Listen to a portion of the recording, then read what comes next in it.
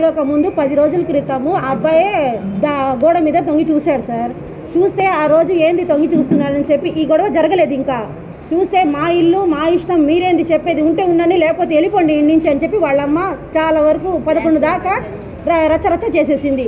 మేమే ఎందుకులే అని చెప్పి ఆడపిల్లల్ని ఇంట్లో పెట్టుకుని అసలు అప్పటి నుంచి అసలు వాళ్ళతో మాట్లాడడం కానీ చెప్పడం కానీ ఏం చేయట్లేదు సార్. మా తరఫున మేము ఉంటున్నాము. ఇదే మళ్ళీ 10 రోజుల క్రితం 19వ తేదీ శుక్రవారం మళ్ళీ రిపీట్ అయింది సార్. రిపీట్ అయితే అక్కడ గోడ నుంచి చూసి ఫోన్ చేతిలో ఉంది, అయితే తీసాడలేదు మాకు తెలీదు. గోడ నుంచి చూశాడు.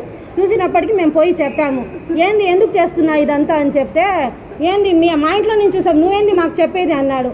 నువ్వు ఇంట్లో నుంచి చూసేది ఏంటంటే మీకు కూడా ఆడపిల్లలు ఉంటే తెలిసేది ఆ బాధ అంటే, మా ఆడబిడ్డకి ఇలాగే నెట్టేశాడు సార్. నెట్టి ఒక దెబ్బ కొడితే ఇక్కడ కన్నబేరి పగిలిపోయింది సార్. ఇప్పుడు కూడా మీరు మెడికల్ టెస్ట్ చేయించండి, ఇప్పుడు కూడా వినిపిదు ఆమెకి. ఆ తగాదాలో గాయపడింది మేము. ఎవరు వీడియో తీశారు స్టార్టింగ్ నుంచి, వాళ్ళ చేతులతో కాళ్ళతో అంతా మేము కొట్టాము అని చెప్పారు. వీడియో మాకు చూపించాలి కదా సార్. వీడియో తీయండి బయటికి, మాకేం అభ్యంతరం లేదు. కొట్టిన వీడియో మేమే ఒప్పుకుంటున్నాం కదా.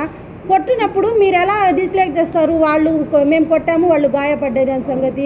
ఇది మేము ఎస్ఐని అదే కానిస్టేబుల్ ఇద్దరు వచ్చారు సార్, పిలిచాము. పిలిస్తే అరిశారు, ఇద్దరిని అరిసి ఇళ్ళకి పంపించేశారు. వాళ్ళని 10 మందిని ఆటోలో దింపింది సార్. నైట్ 12 దింపి మా ఇంటి మీదకి వచ్చింది.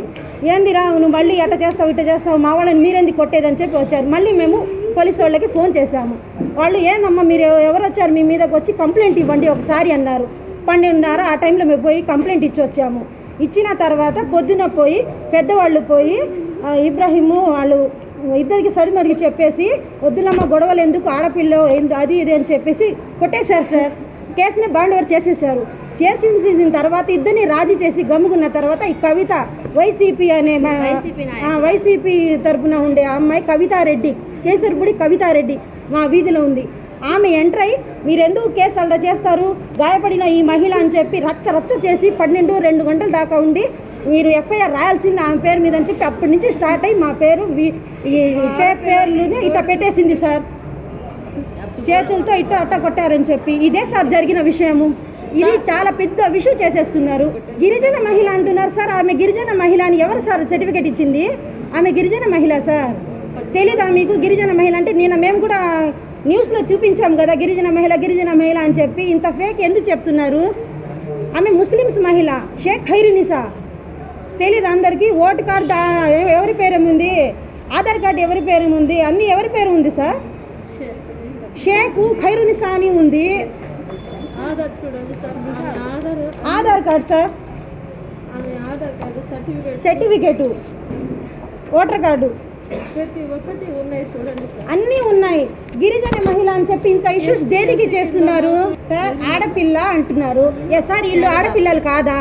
ఒక మాట చెప్పండి. మీరు కూడా ఒక ఆడపిల్లలు తండ్రి తల్లులే కానీ ఇలాగ ఎవరైనా చేస్తారు సార్? మీరు మాకు న్యాయం చేయకపోయినా పర్వాలేదు సార్, మాకు మాత్రం అన్యాయం చేయకండి. మా ప్రాణాలు మాత్రం తీసేటట్టు మీరు మీడియాలో ఫోటోలో ఈ పేపర్లో ఎక్కించకండి సార్. అసలు మేము పోతే ఎవరు సార్ రెస్పాన్సిబిలిటీ? పరువు కోసం ప్రాణాలు ఇస్తాం సార్. ఇలాగ రచ్చ చేసుకోము మేము. ఎందుకు సార్ మాకు ఈ రచ్చ? ఎస్పీ ఆధ్వర్యం పోలీసులు అండదండ లేకపోతే ఎప్పుడో చచ్చిపోయేవాళ్ళం సార్ మేము. వాళ్ళు ఉండబట్టి ఇప్పుడు దాకా బతుకున్నాం మేము. మగాడు తప్పు చేస్తే ఆడవాళ్ళని శిక్షించే పద్ధతి ఏం సార్? ఇంకా మమ్మల్ని ఏం జరిగిందని చెప్పే నాదుడే ఒక్కడు కూడా లేడు. ఆమెనేంది సార్ పరామర్శించేది? ఇక్కడ 3 ఆడపిల్లలు సార్, దిక్కులేని వాళ్ళం మేము. సార్ నేను ప్రేమించాను అని చెప్పి నా పేరు తీసుకుని వస్తున్నారు మధ్యలో. నేను ప్రేమించానని ఎవరికి చెప్పాను? మీకు చెప్పానా, వాళ్ళకి చెప్పానా? అసలు ఎవరికి చెప్పాను? నన్ను ప్రేమిస్తున్నాను, నేను లవ్ చేస్తున్నానని చెప్పి నన్ను మానసికంగా వేధిస్తున్నాడు, మానసికంగా టార్చర్ పెడుతున్నాడు. నువ్వు నన్ను కానీ పెళ్లి చేసుకోకపోతే నిన్ను మీ అక్క చెల్లెళ్ళకి పెళ్ళిళ్ళు కాకుండా నేను చేస్తాను అని చెప్పి నన్ను బెదిరిస్తున్నాడు. ఇదేందయ్యా అని చెప్పి మేము ప్రశ్నించినందుకు మమ్మల్ని రోడ్డుకు లాగి నా పరువు తీస్తున్నారు, నా మీద లేనిపోయి నిందలు వేస్తున్నారు. అబ్బాయి పేరు సాదిక్ సార్. ఖైరునిసా కొడుకు సాదిక్ సార్. నన్ను ఇట్లా రోడ్డు లాగినందుకు నేను అబ్బాయి మీద కేసు పెట్టాలని నిర్ణయం తీసుకున్నాను. మాట్లాడితే వివస్త్రం చేసి అని ఆడదాన్ని పోయి సమర్థిస్తున్నారు కానీ మమ్మల్ని ఎవ్వరూ సమర్థించడం లేదు. మాకు అసలు చాలామంది వ్యతిరేకంగా ఉన్నారు. ఇప్పటిదాకా మేము గుట్టుముట్టుగా అసలు మా పరువు పోకుండా చాలా ఇదిగా కష్టం చేసుకొని బతికేవాళ్ళం సార్, పని చేసుకొని బతికేవాళ్ళం. ఇప్పటిదాకా మా పరువు పోలేదు. మాకు పరువుని బజార్లో రాగేశారు సార్. మేము గొడవ అయిపోయిన తర్వాత ఆమె ఏమని ఛాలెంజ్ చేసిందంటే, నువ్వు ముగ్గురు పిల్లలకి పెళ్ళి ఎలా చేస్తావో చూస్తాను అని చెప్పి ఛాలెంజ్ చేశారు సార్. మీరు ముగ్గురు పిల్లలకి ఖైరున్నీసా సార్, ఖైరున్నీసా కవిత కూడా సార్ ఇందులో ఎంటర్ అయ్యి గొడవ అయిపోయిన మరుసటి రోజే కవిత కూడా ఎంటర్ అయ్యి, నీ ముగ్గురు పిల్లలకి పెళ్ళిళ్ళు ఎలా అవుతాయో చూస్తాను, పెళ్ళిళ్ళు కానివ్వకుండా చేస్తాను, మిమ్మల్ని బజార్కి ఎడుస్తానని చెప్పి ఛాలెంజ్ చేశారు సార్. మా అమ్మ వాళ్ళు కాళ్ళు పట్టుకొని ఏడ్చినా కానీ పోయి కనికరించలేదు సార్. ఆడపిల్లలు వాళ్ళము, మమ్మల్ని వదిలేయమ్మా అని మేము ఏడ్చాం సార్. అయినా కానీ కరీముల్లా కానీ కవిత కానీ ఈ ఖైరున్నీసా కానీ ఎవ్వరు కూడా మమ్మల్ని లెక్క చేయలేదు సార్. కావాలని మమ్మల్ని ఇది చేస్తున్నారు సార్. తన కొడుకుని కవర్ చేసుకోవడం కోసం కావాలని ఈ విధంగా క్రియేట్ చేసి తన సింపతి పొందుతుంది కానీ మా వరకు వచ్చేటప్పటికి అన్యాయం జరిగేలా చూస్తున్నారు సార్ అందరూ. వివస్త్రను చేస్తే అది పాత రోజులు సార్, వివస్త్రను చేసి కొట్టడం. ఈ రోజుల్లో వివస్త్రను చేసేంత ఇది ఎవరికి లేదు సార్. ఆడపిల్లల్ని మగపిల్లల్ని కొట్టే అంత ఇదిలో ఉన్నారు ఈ రోజుల్లో.